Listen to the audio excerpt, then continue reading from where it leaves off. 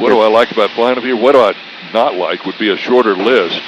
And I'm still like that little kid. Every single time I get in an airplane, I have to wipe the grin off my face.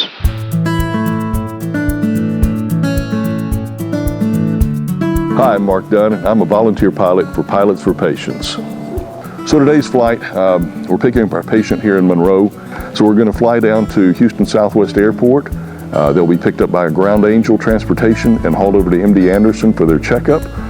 Back in with another pilot brought up to Monroe, and my sidekick and I will be back to Lufkin in about 35 minutes afterwards. I've used my aircraft for business travel, vacation, family trips, that sort of thing. But what I've done most recently is begun flying for Pilots for Patients. It's just another way to give back of the talents that's been given to you.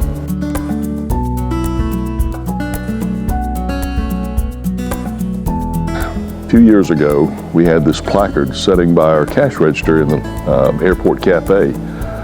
I'd probably passed by it a dozen times, having lunch, dinner, what have you, and finally stopped one day to really read what was on there.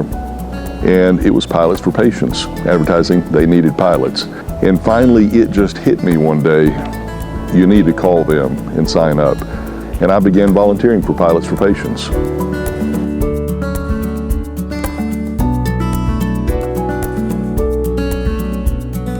So, you know, most of us who are in aviation, who own an aircraft or have use of an aircraft, we're very, very fortunate. We've been blessed in life in some way, some manner. And it's just always been embedded to me, taught to me through my growing up, that you somehow find a way to give back that's been given you in some measure or portion. And so in aviation, rather than choosing to go fish or hunt or anything else, I feel like I've been given this gift of flight. Not only the airplane itself, but the knowledge to know how to do that. And so I've chosen in many different respects through EAA and flying young kids through the Young Eagles program, through local high schools and speaking about it.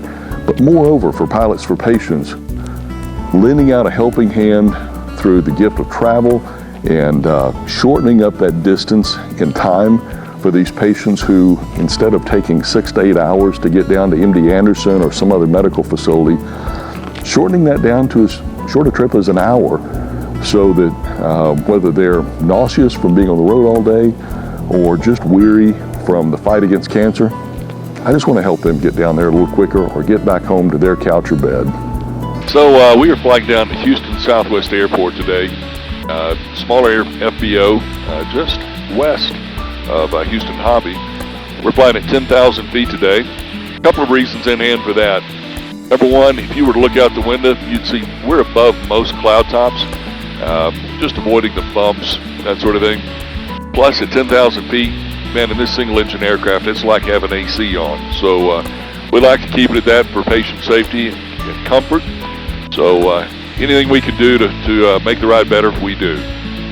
Most of my flights have been fairly memorable. This isn't a pat on my back, but just a feel good for me, in that most of my patients have sat in the back, they'll have on their headphones, their companion has typically sat up front with me. We're having a conversation, the patient's in back, they've had a long, hard day. Most of my flights, a couple of minutes into the flight, I'll start hearing a little rumble in my headsets. At first I didn't know what it was, but it's come to find out it's the patient snoring, and that's the best compliment I can give. The whole point of that is they know they're comfortable, they're safe, they're secure sitting in the back. Feel free to snore on your flight.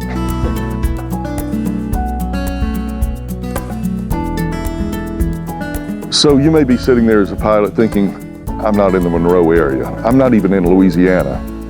Big deal. Your airplane can get you from point A to B. That's what we love doing anyway. You know, if you're just getting up, busting laps around your pattern, trying to build your hours, whatever it is, volunteer flying can cover a lot of bases for you. It's going to build your time base.